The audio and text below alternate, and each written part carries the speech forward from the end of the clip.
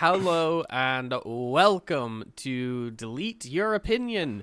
We've deleted Ewan and Sean this week, and it is hosted by me, Matthew, and I am joined with Scott. Hello, Scott. Hello. We watched some really good movies.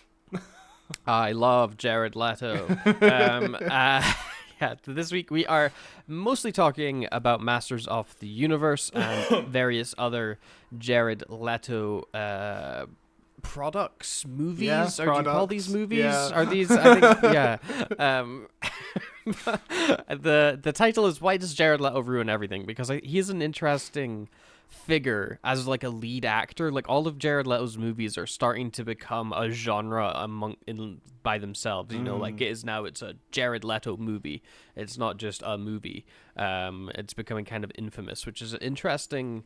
That he just keeps taking bad project after bad project, or is he the one making the projects bad? No, I think it's script issues all the way through.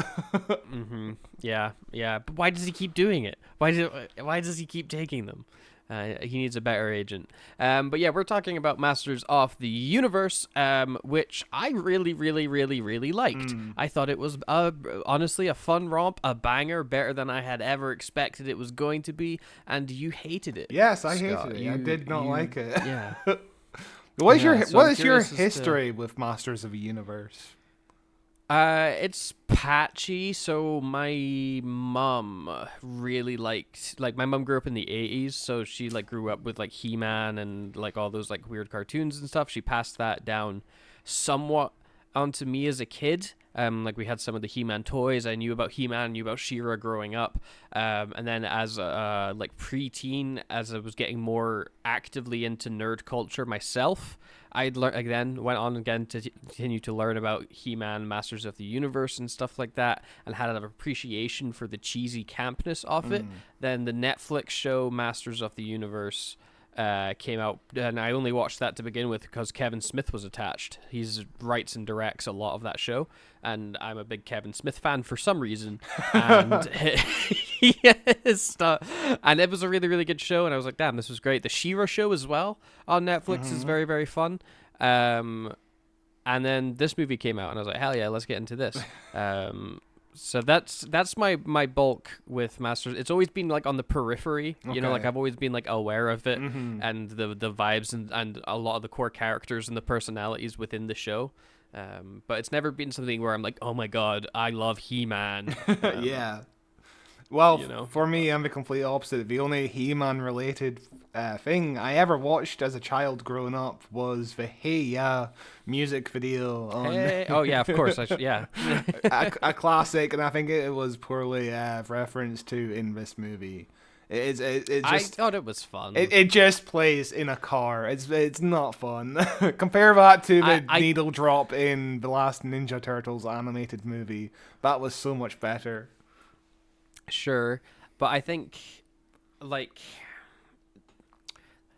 don't know. I had a smile on my face when it happened. I was like, it's like the meme. But it's also it's a meme. Do you really need to be giving a meme that much screen time, that much airtime, where you dedicate an entire scene around the meme? Just fucking stick in the song. That's fine enough, whatever. I really, there was so much about this film that I really enjoyed, though. I thought the costumes were 100% fantastic. The set design on everything was it felt like these were just the action figures that somebody was fucking moving around, which is kind of what I want He-Man to be. I don't want it to be a deep adventure or story. These are big, bulky, dumb, this is to sell a toy action figure show. So I expect the film to be also vapid, with soulless. I thought the set design was great. I thought the action was great. I thought the performances were completely serviceable. Some iffy CGI, some really good CGI. I really liked some of the cosmic visuals within it. I loved that we spent maybe 20 minutes at most on Earth. If this was a film that came out in the early 2000s or the 2010s, Yeah, it's getting set on Earth the whole time. Yeah, the original movie, I watched the original movie as well just like a week ago, and it is pretty bad. It's also, I hate both movies about the same, honestly. But yeah, most of the 80s movie is set on Earth where we're fucking around with like Courtney Cox and shit. It's not very enjoyable. Yeah, it sounds miserable. Although they did have, it's Dolph Lundgren that's He-Man, isn't it? Because he shows up in a cameo that doesn't feel very earned or subtle. Like, it's just very much when Dolph Lundgren goes to his gym. No, the dude literally turns to Dolph Lundgren and says, "Do you have any tips for the new guy?" That's what it fucking says in the movie. It's not subtle at all. It's fun.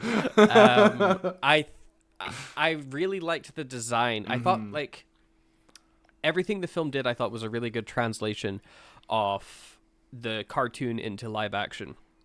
Jared Leto as Skeletor, I think he's fine. He's doing a really weird performance with his voice where he's, like, kind of trying to be a dramatic evil Shakespeare, which I thought was like it kind of worked for the character, but like Skeletor in the cartoon, I don't know if you know, he talks like this, He-Man, you know, like he's got this like really high pitched squeaky voice, and I think that what would have put the film over the edge for me is if towards the end, like he just huffs a lot of helium.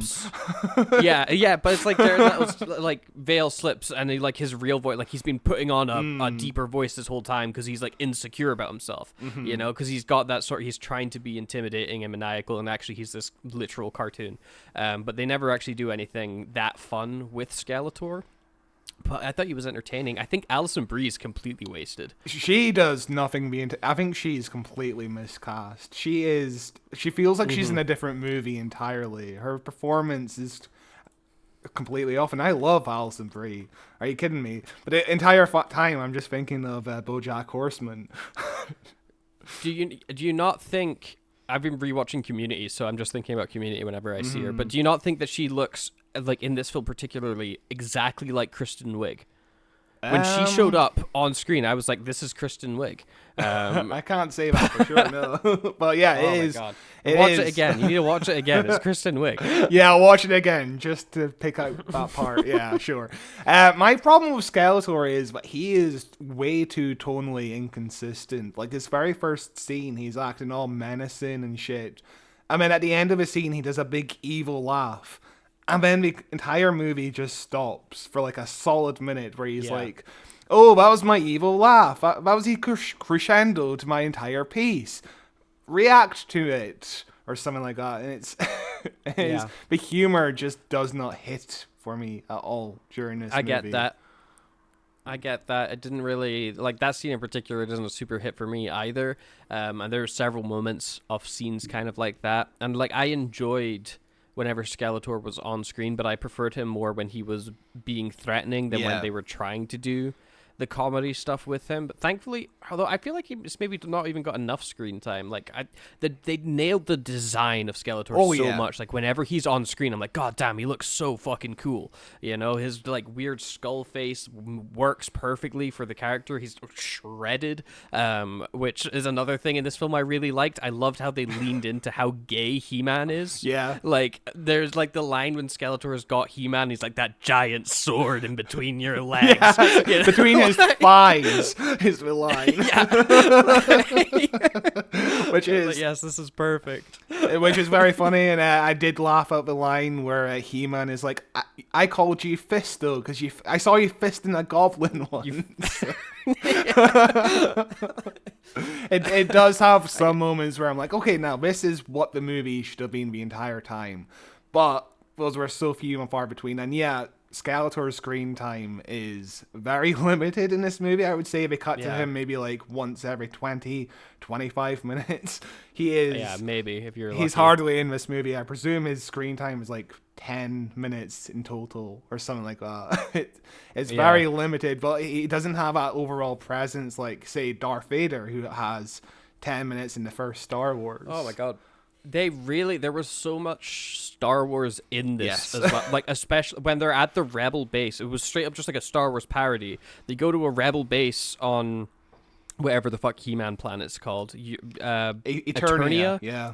Yeah. How do I know go to this? this like rebel base, and then all of the Skeletor villain guys attack, and then like literally as they're flying away in the ship, Skeletor comes and like watches them like it's fucking Empire when they're fleeing the fucking Hoth planet, and Darth Vader's there and watches the Millennium Falcon go. I was like, what the fuck? We're just doing Star Wars right now. There's also a bit of Flash Gordon. They even have Brian May doing the score, who of course was Queen composed Flash Gordon, so you have a composer of Flash Gordon doing some of the music, which was great. The score I thought was awesome. I think guitars need to be in more scores. Hell yeah. It just made the scene, every scene whenever the guitar was going, it's like, oh, this is a banger, hell yeah.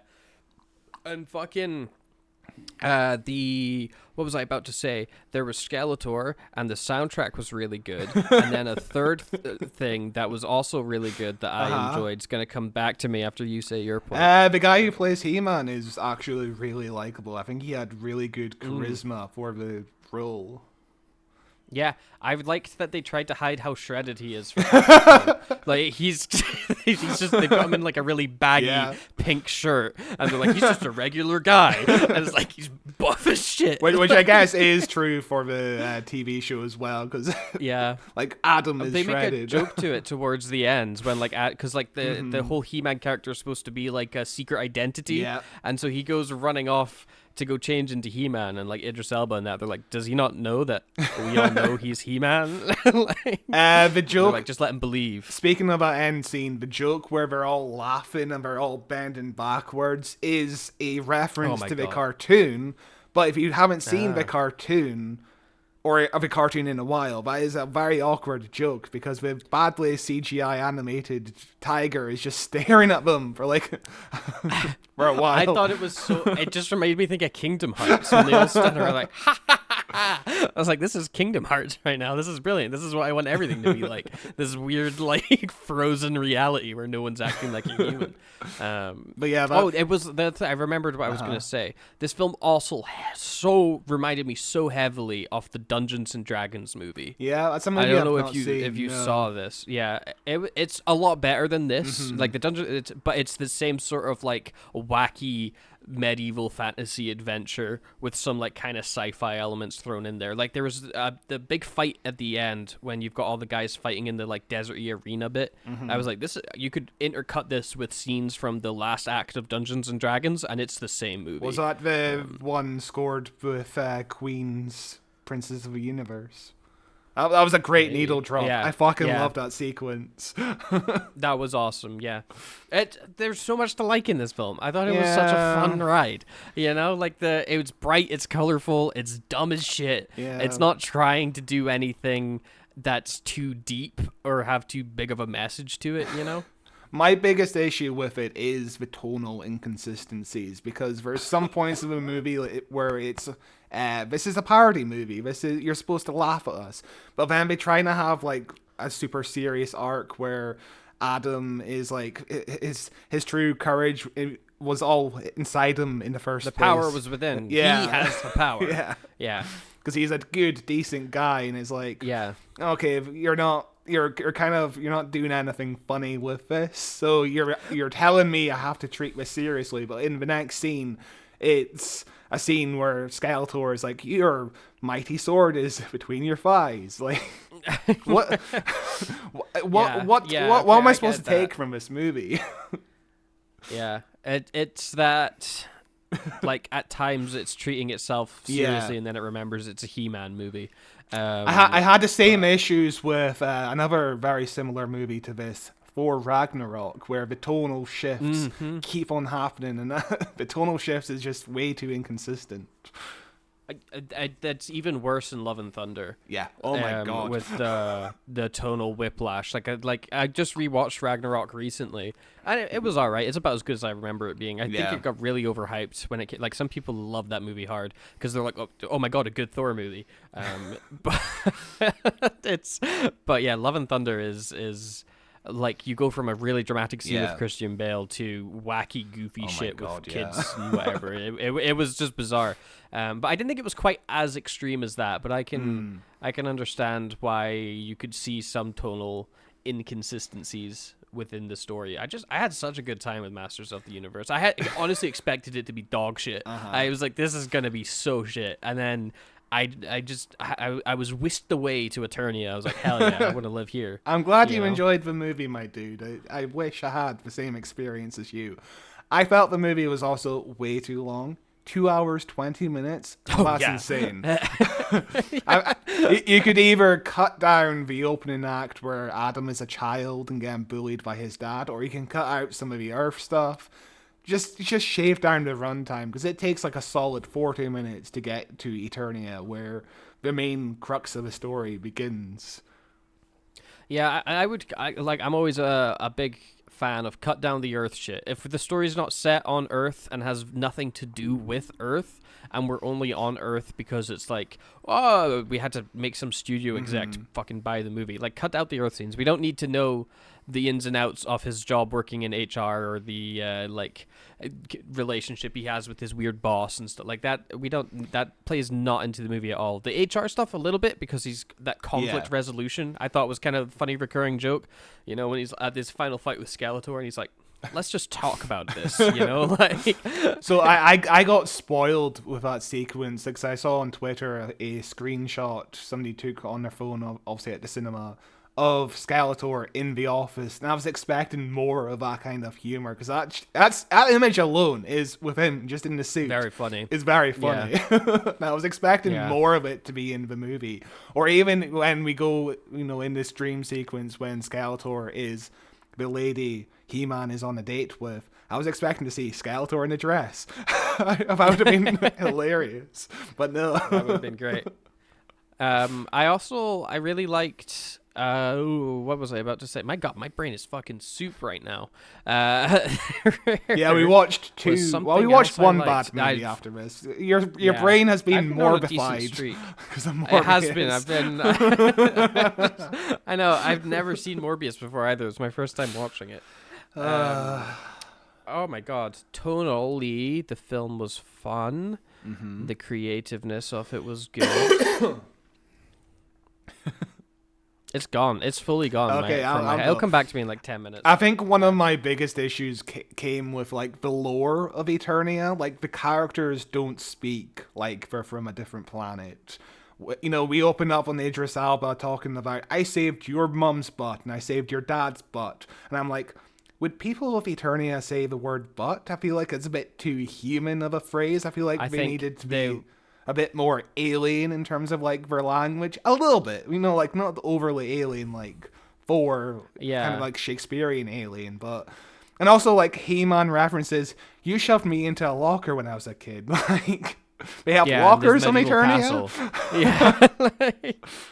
Yeah, I get that, but it's also, I think that plays into that being an 80s cartoon. You know, I wish that if they were to do one language choice, make it everyone talk a bit more like they're in an 80s cartoon. You know, like they're using like your butt and your whack, you lame-o. You know, like they use like outdated slang, and they talk like, and that's the way Eternia talk, like they're trapped in the 1980s. I think would have been a lot more of an interesting thing. And I've remembered everything I was going to say before as well, which was, I don't know if you saw the trailers before the film, but there was a full-on advert for kids' toys of He-Man. Oh, wow. And I thought that was fucking awesome. I was like, oh my, when was the last time you saw an advert for toys in like a cinema? It was like action figures and He-Man and stuff. I was like, this is brilliant. They fucking give me trailers like this. This looks awesome. I want to buy these, you know?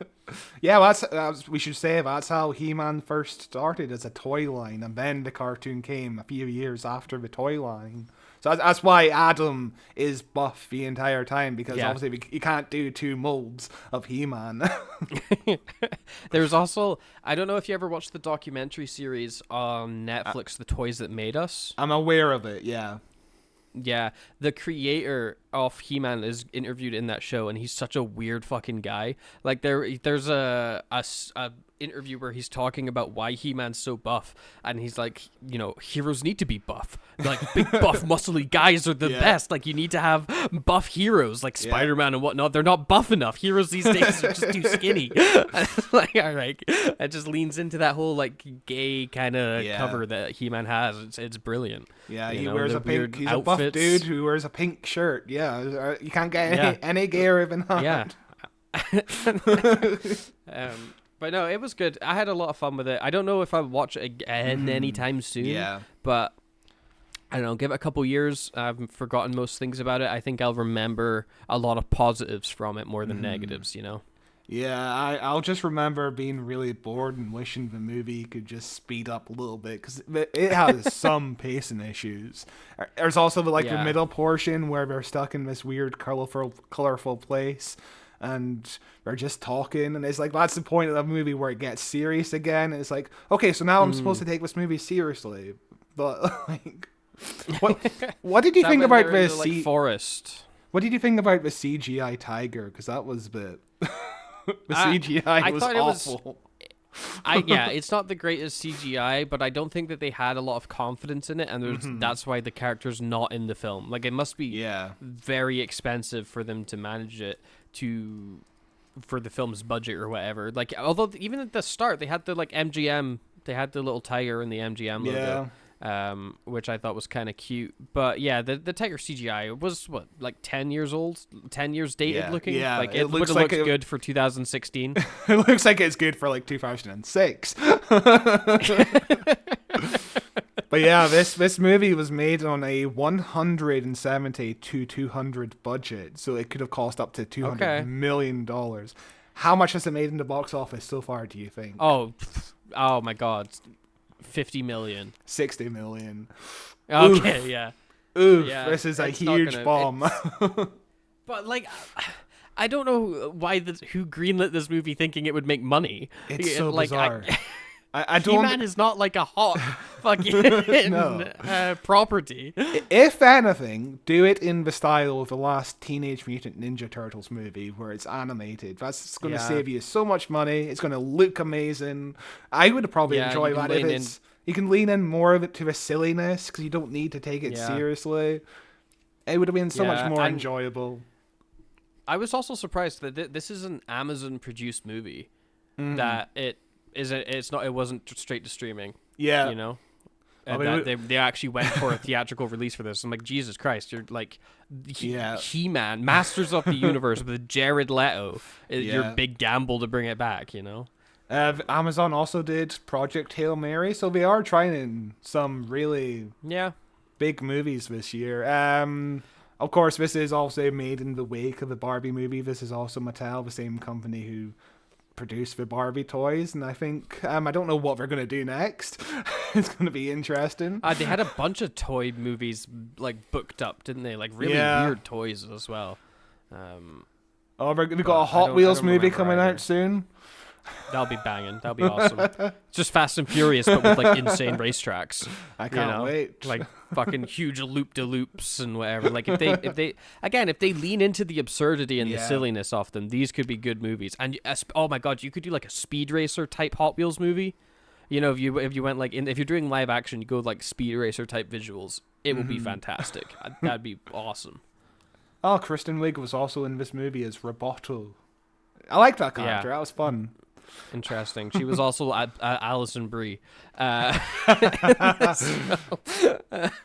yeah, I gave this 2 stars on Letterboxd, and you gave it how much? I gave it 4. Yeah. I gave it 4. I had a really good time with it. Like it's again like the D&D movie.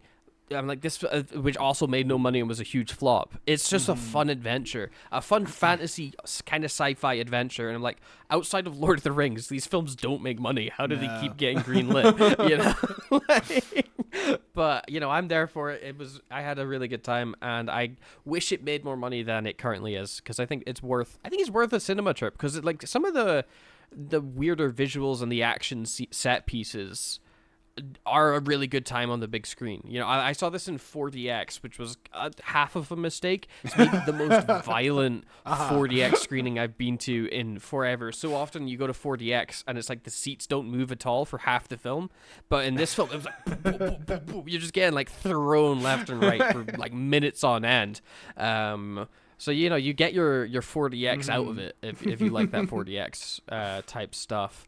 But yeah, let's move on to the next segment. Unless you've got anything else you want to add about Masters of the Universe. I don't. Best Jared Leto slop. And Scott, we are going to be doing a winner. I like winner stays on. I don't know how to title this or that. You know, like so. Yeah. I'm gonna say 2 movies to you. You have to choose one. And then that movie's going to stay on and go against another. These are all Jared Leto movies from the last decade and a bit. So first up, you've got Justice League versus Morbius. Oh my god. So this is obviously the Zack Snyder 4-hour Justice League. This is the black and white version where Jared Leto just appears at the end in like a dream sequence. Yeah, and like post-apocalypse thing with Batman. He's got like long hair as the Joker. Yeah. So to be fair, that was Jared Leto's best performance in like probably the last decade, right? I think that scene was kind of fun because it came at the end of like huge slog of a movie. I was so fucking bored watching that fucking movie, and I'm like, okay, this is kind of interesting. I watched it like a TV show. I watched that 4-hour film in 4 separate sittings, and it made it a lot better. So yeah, Morbius is fucking shit. I did not like one thing about Morbius apart from Matt Smith. Will give Matt Smith's alright in it. I'll give Morbius one credit over Justice League. There is simply more Jared Leto. Yeah, like in Justice League, like he's in it, as you said, for like a scene. You know, and he doesn't shit the bed in that one scene, but is that enough to beat Morbius? So if we're gonna do this in terms of like what movie would I want to watch for the rest of my life, I would probably choose like the 90 minutes Morbius.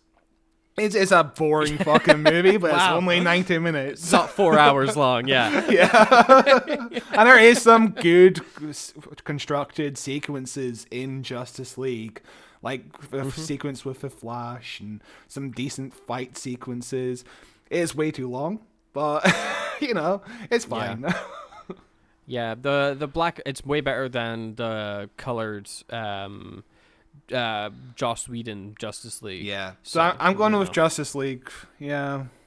You're going with Justice League over Morbius? Yeah.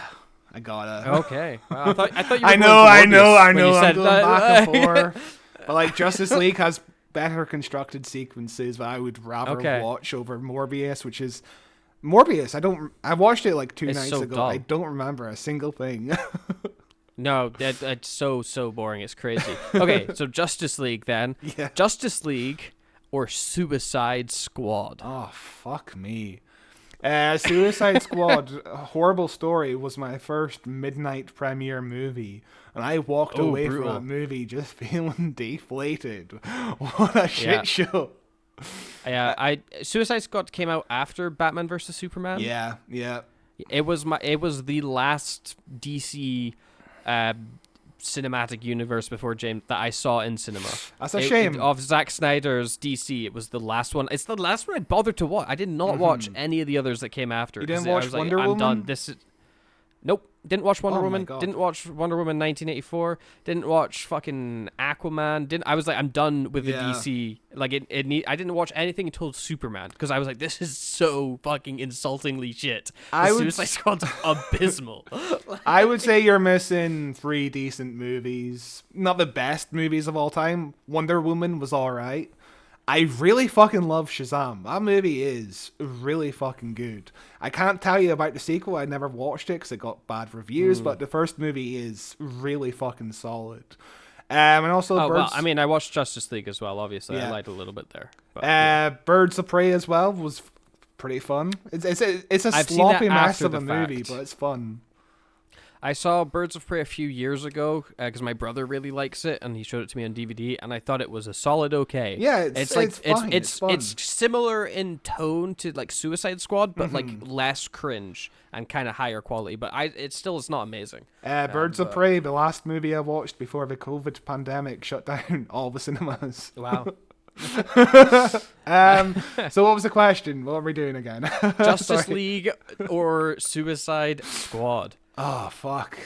I think Suicide Squad, only because it's shorter. I'm sorry.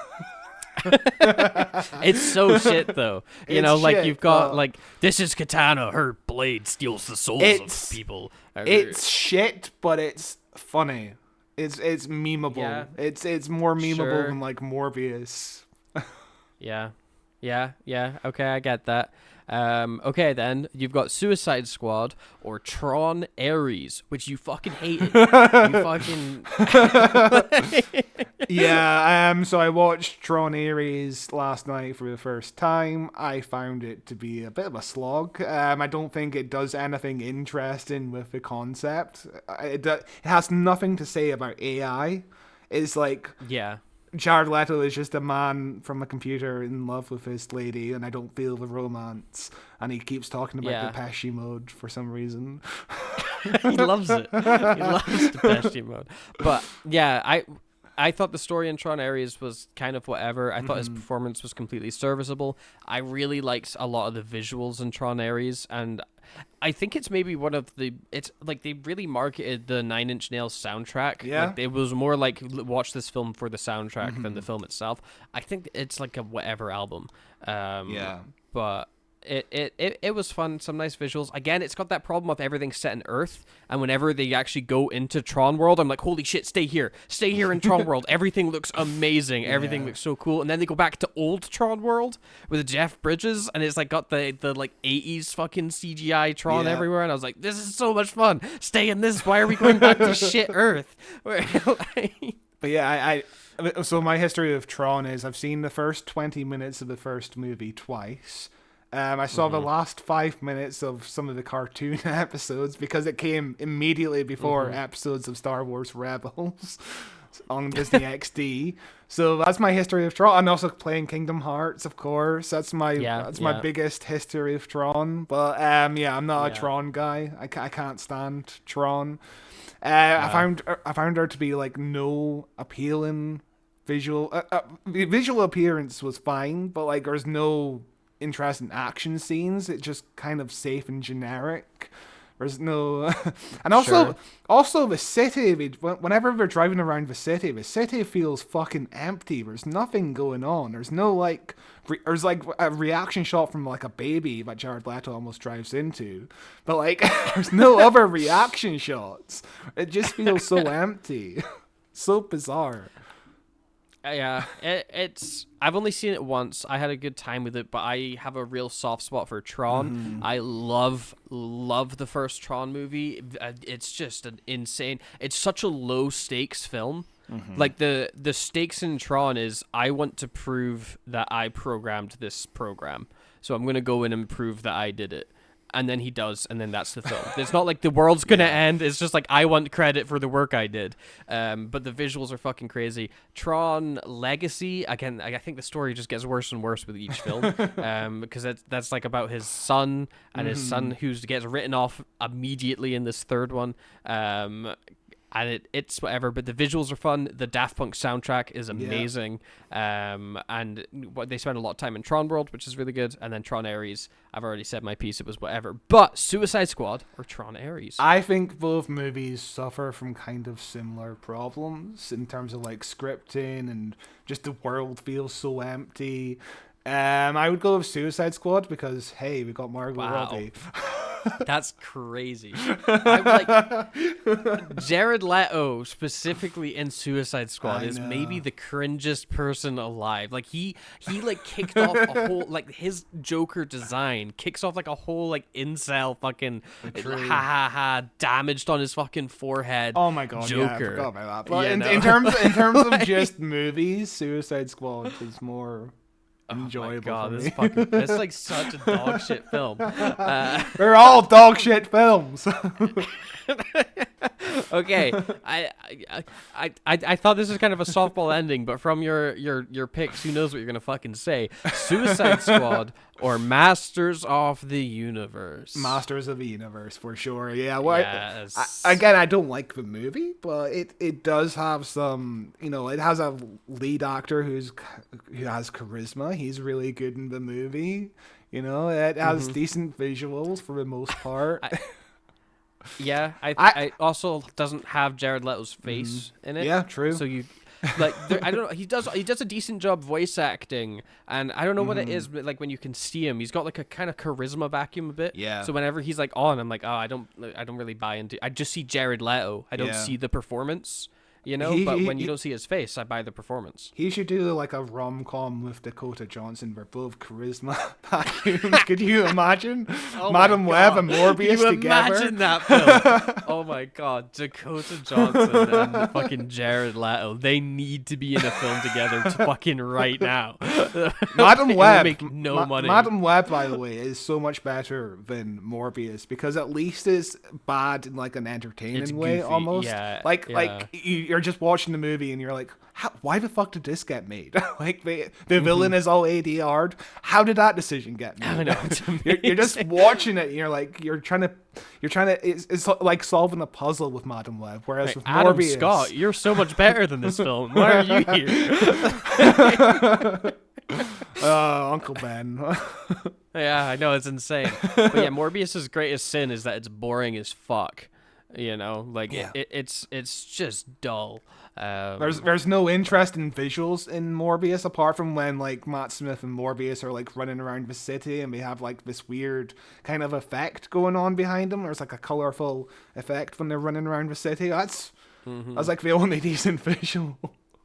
Yeah, and even then it doesn't look great. Yeah. Okay, we're moving. So Masters of the Universe wins that. It was kind of like loaded so that it would always win, but there we go. Next, we've got a pitch, and this is a genuinely really difficult pitch. I've been looking at this the entire time we've been recording, and I fucking cannot think of an answer. You're the fucking one who wrote it. I know, but like, here we go.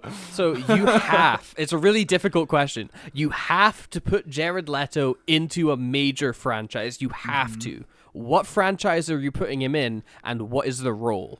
Okay, does it have to be a major role, or could it be like a cameo? No, it could be a minor role. But like he has to be in this big franchise. Put him in Doctor Who, but inside the Dalek casing, so we don't have to look at him or hear him. That I feel like that could be fun, but I would want Jared Leto to do like a Dalek sec and become like a weird human Dalek, and you put like a bunch of prosthetics on him. Like I think he could do that pretty well. But think film franchise. Let's keep it major film franchise. You just stick him on a canceled TV show. Again, it's difficult because he's like a vacuum, isn't he? Let's put him in a movie with Madam Web with Dakota Johnson and have see what happens there. That's kind of interesting, right? Morbius versus honestly, Madam Web.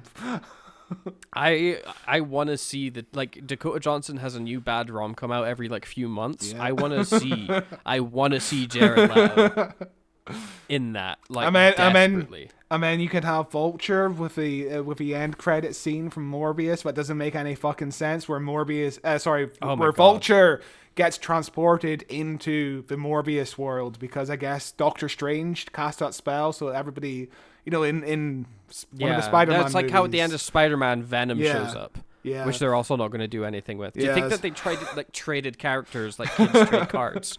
We'll get Venom. You can have fucking Vulture. I do wonder if we're going to get a reference to that in the new Spider-Man movie because Scorpion is in the movie played by the guy from Better Call Saul, who of course is from that end credit scene all the way back in Homecoming. So I wonder if we're going to get a reference to suddenly my jail cellmate disappeared. I don't know what happened. Or maybe maybe they're going to come into this universe and Jared Leto's going to be there, and we'll finally have Morbius in the MCU.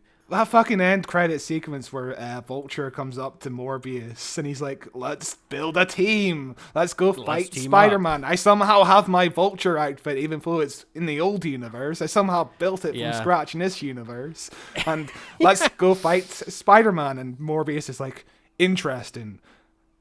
In a world where Spider-Man doesn't exist. Yeah, and where Morbius is a good guy. Not teaming up, like, you know. Fucking bizarre. Yeah, it's like you're a villain now, I guess, Morbius.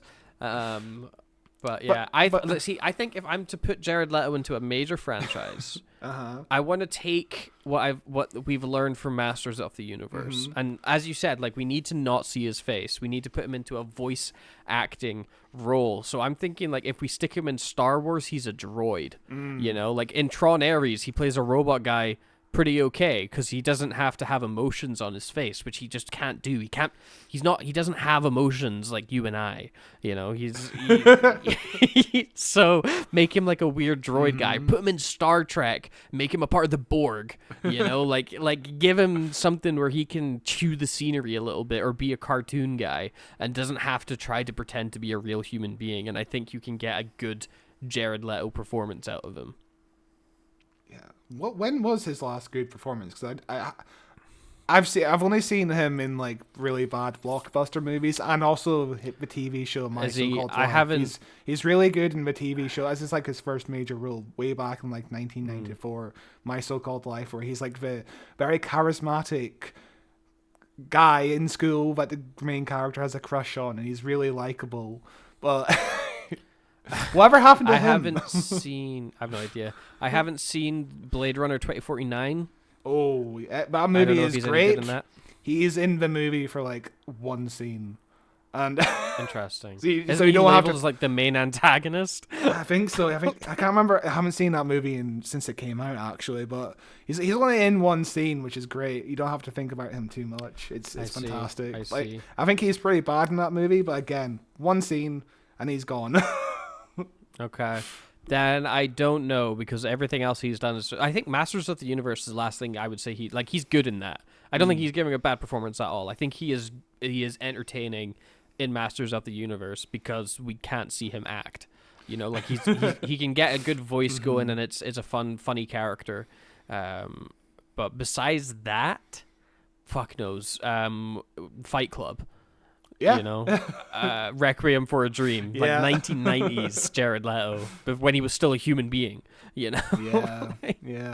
I've known people who are really into Jared Leto because of his band 30 Seconds to Mars. I wonder what they think about him now with like all the, we're not going to get into it, but like with all the allegations and all the weirdness he's done over the years. They probably don't think about it. I've never really listened. I'm sure I've heard 30 Seconds from Mars. Something like that. I'm pretty sure I've heard some of their songs just around about my day-to-day life. I could not tell you a single 30 Seconds to Mars song. I don't think any of their songs get radio play. I don't think I've ever heard anything from them. I think that's a band you have to seek out. Yeah. But okay, so I said, are we just? I like the Dakota Johnson. Whatever. Dakota Johnson is the major franchise. Yeah, Dakota Johnson. Yeah, just imagining them two like kissing and having a conversation. You just like don't even look at it. It's like a weird optical illusion where you just can't look at the screen in front of you, you know? Okay, now we've got... This is going to take us a little bit longer to do for this next section, because we have got a tournament going, and I'm going to need to send you some visual guides we go through this tournament. Because we are going to be determining... Hang on, let me log into this really weird site where I made the tournament... sign in with Google. Google is a weird site. Weird, fishy website. The website's just called The Tournament, and everything's in like Chinese until it's not. And then and if we suddenly don't do any more episodes, it's because Mathew's computer just got so many viruses. Okay, so we are doing best Jared Leto costumes, the tournament. Ooh. So, Jared Leto is famous for being a talented character actor. Of course, he vanishes into his roles. He's not afraid to put on a silly costume, which honestly is something I respect about Jared Leto. He's willing to go the full mile. He'll be a skeleton guy. He'll be a clown. Jared Leto with a little blue line. He'll be a clown guy. Yeah. Okay. So we've got, and I don't know if you've seen it, House of Gucci. He plays Paolo Gucci in that. I didn't see the film, but where am I you just seeing need to this, kinda by see the his way? face. Where am I supposed to? I'm about to send it to you Okay. on Discord. Or there is, of course, Joker from the Suicide Squad, which is I think, notoriously fucking horrific. It's horrific, yeah. Costume. God damn! Just looking at it right now, I'm like, I forgot how fucking. It's like the peak 2016 edgy cringe. Okay, so here are the two costumes that you can look at and decide which one is better. Yeah, the Paolo one's not great either. It's basically him in a fat suit. So I haven't seen House of Gucci. I know his performance is supposed to be. I hear he's quite bad in that movie. He's like over the top, exaggerated. I heard the film itself supposed to be quite bad. Yeah. Was that Ridley Scott? Jesus. Yeah, Ridley Scott. Yeah. So he's kind of transformed in that role. I don't have to think about Jared Leto in that kind of It almost doesn't look like Jared Leto. Yeah.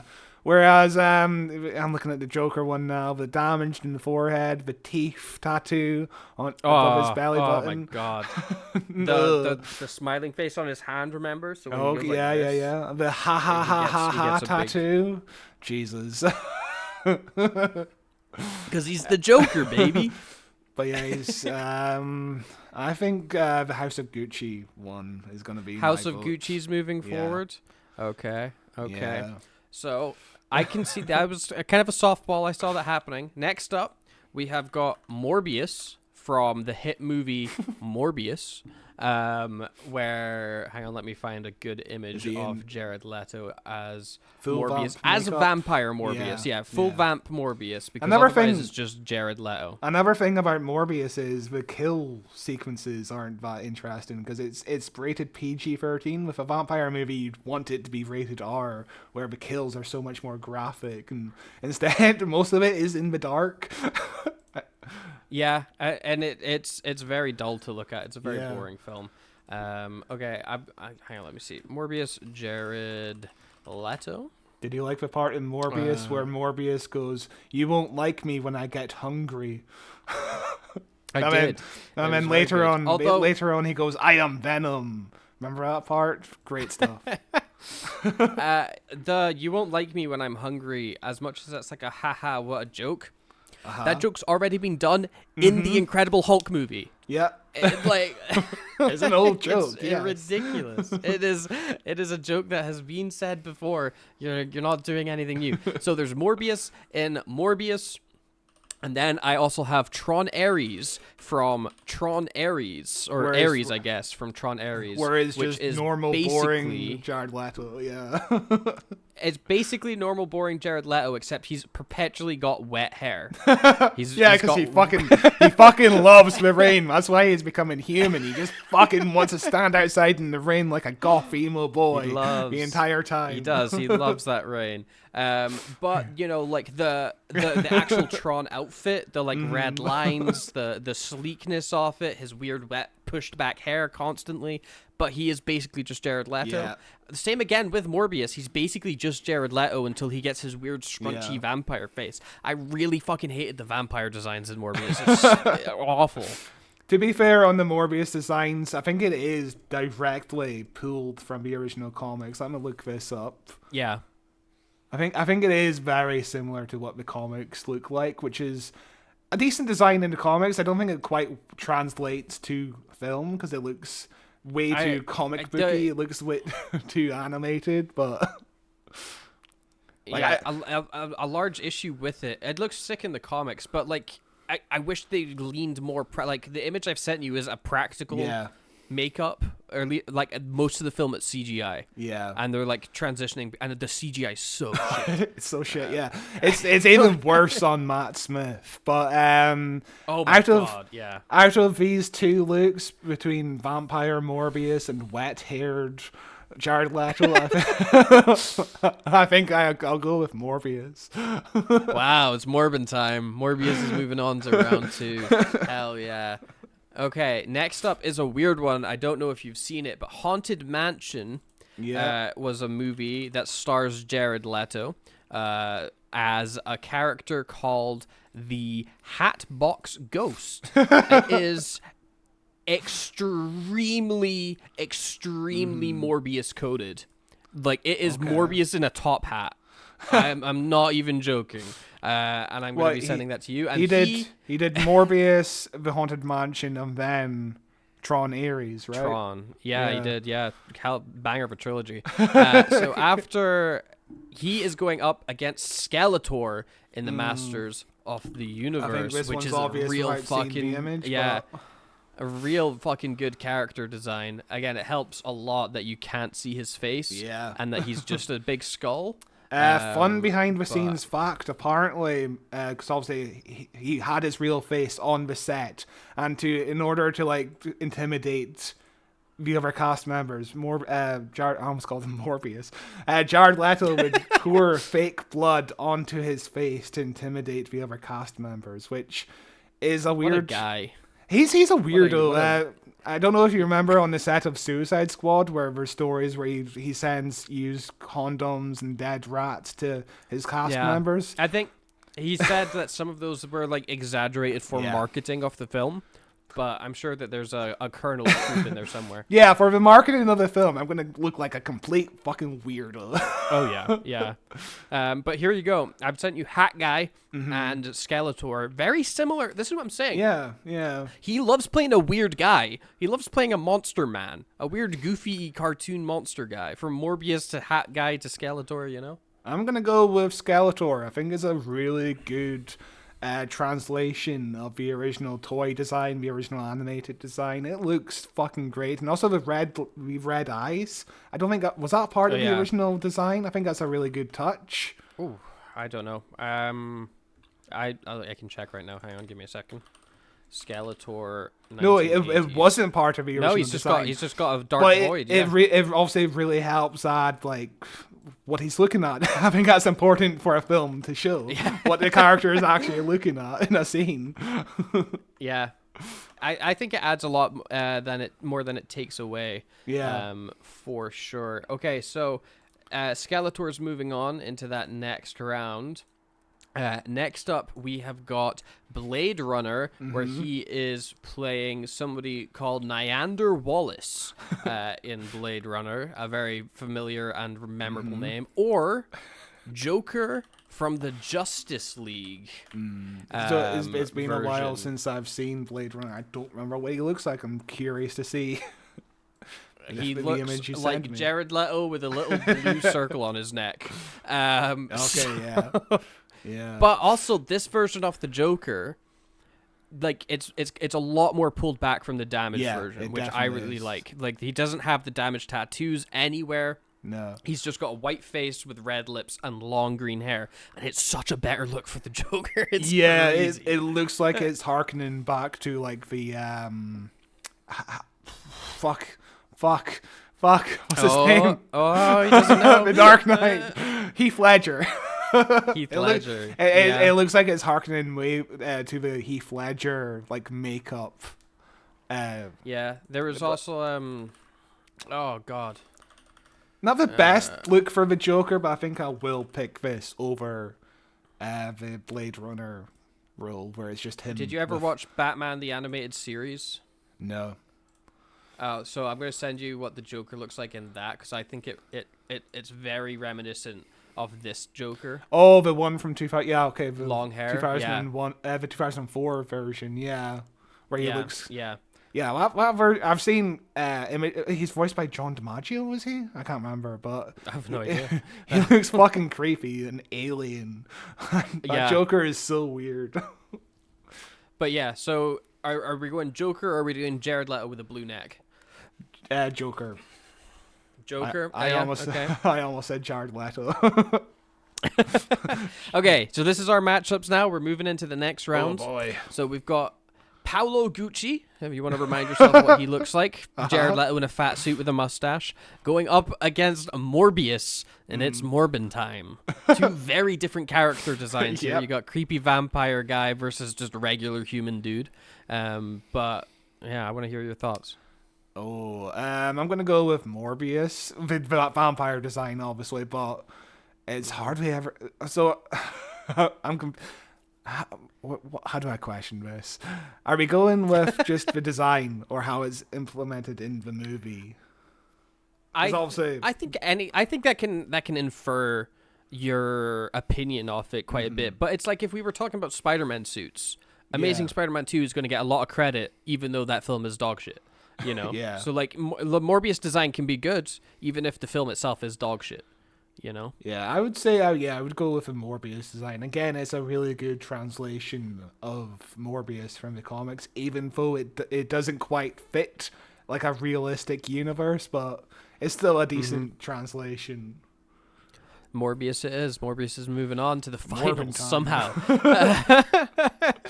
Okay, next up, we've got an interesting matchup here as well, with Skeletor going up against Justice League Joker. One's, I think, a very extreme character design in Skeletor with the exposed skull. It's like a living cartoon versus the Joker, which is, again, that more pulled back Joker. But, like, it's a good Joker costume. It's not the best we've had, but for Jared Leto, it's fucking For Jared Leto, stellar. it's stripped back, yeah.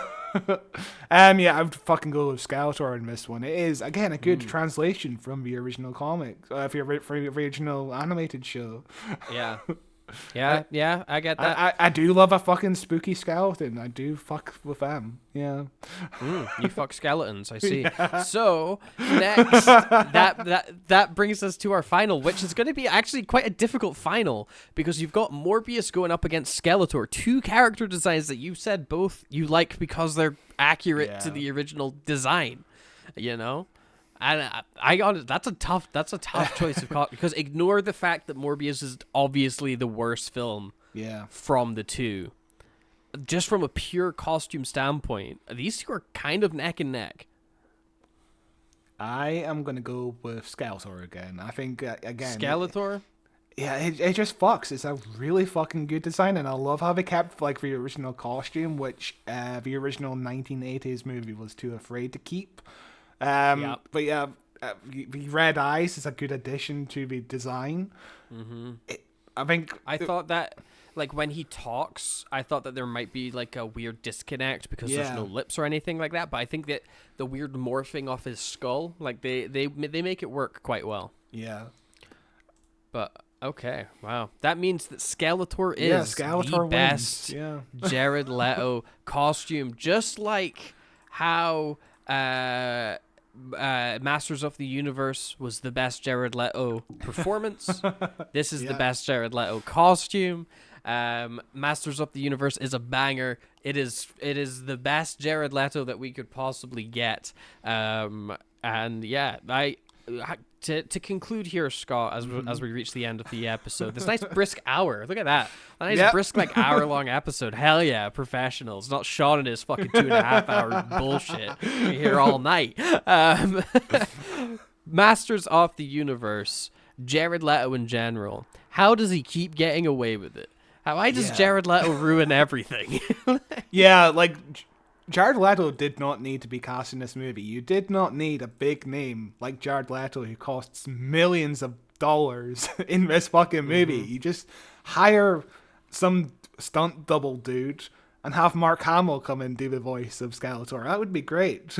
Yeah. Is he the voice of Skeletor in the Mark Hamill? No. In the Kevin Smith? In the original. Oh, in the Kevin Smith. Maybe, actually. Masters of the Universe TV show cast. TV show Kevin Smith. Yes, he is. Mark Hamill is Skeletor in that. You were correct. Yeah. Jared Leto has played two characters, also played by Mark Hamill. That's interesting. Look, I just there's Joker and Skeletor. Yeah. Look, the Masters of the Universe show has a 95% on Rotten Tomatoes from it's maybe Kevin Smith's greatest project. Okay. You know, like he is. Kevin Smith's a mix of like good and bad, you know, and a lot of his projects are very personal to him. But I think like maybe Masters of the Universe is personal, but. Does it have a character who has a heart attack? So that's all his projects now. Ever since he had a heart attack. Ever since he had although it works really well in Clerks 3. I think Clerks 3 is the best he did with this heart. Like, it's the main driving point in Clerks 3. But Masters of the Universe, it's worth a watch. I like Kevin Smith. Come on the show. Come on the show, Kevin Smith. Delete your opinion. This is your open invitation. We would never get a word on edgewise. Whenever you want, Kevin Smith. He loves podcasts. He has like 1,000 podcasts. He's one of the original podcasters. And that's how I know Kevin Smith more than his. I think the only movie I've seen of his is Mallrats. So wow. So I'm more familiar with his like podcast kind of persona. I've seen the episodes he's directed of like The Flash and Supergirl, which were good episodes. But yeah, I'm more familiar with like the podcast persona, and he is a fucking good speaker. Oh yeah. He's got a great voice as well. But yeah, I became familiar with Kevin Smith through his work with Screen Junkies back in the day, if you remember. And then from that, I've watched all of his movies. I watched all of them a few years ago. A lot of shit. A lot of terrible movies. Some good movies. But yeah, he's an interesting guy. And that's why Kevin Smith ruins everything. I mean, Jared Leto ruins everything. A nice brisk episode, which is great. We'll be back next week. I think both you and I are back in next week, and Sean should be joining us. No Ewan again. He's missing 2 episodes in a row. Well, bastard. But we're back next week talking about Spielberg. Yes. Because his new movie, Disclosure Day is out. Yeah. Yeah, one of our greatest movie directors of all time, man. Yeah, absolutely. Hot take. Yeah. Save it for the show. But thank you very much if you stuck with us through this Morbin time. And we will be back next week with even more of the cast and even more opinions to delete. Thank you very much. And there's our wave and goodbye. Bye. Bye.